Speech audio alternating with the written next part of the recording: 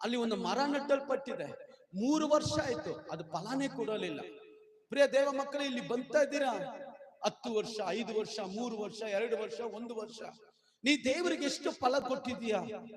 ದೇವರ ವಾಕ್ಯ ಹೇಳ್ತಾರೆ, 2ನೇ ಪಾಯಿಂಟ್, ನಾವು ಫಲಭರಿತ ಜೀವಿತ. ನಮ್ಮ ಜೀವನ ದೇವರಿಗೆ ಫಲ ಕೊಡುವ ಜೀವಿತ. Hallelujah, amen. ಯಾವಾಗ ಫಲ ಕೊಡುತ್ತೆ? ಫಲ ಕೊಡೋದು ಹೆಂಗ್ ಗೊತ್ತಾಗುತ್ತೆ ಸರ್? ಫಲ ಕೊಡೋ ಮರ, ಫಲ ಕೊಡೋದೇ ಮರ. ಹೆಂಗೆ? ಸಿಂಪಲ್ ರೀ, ಗಮನಿಸ್ರಿ, ಸಿಂಪಲ್.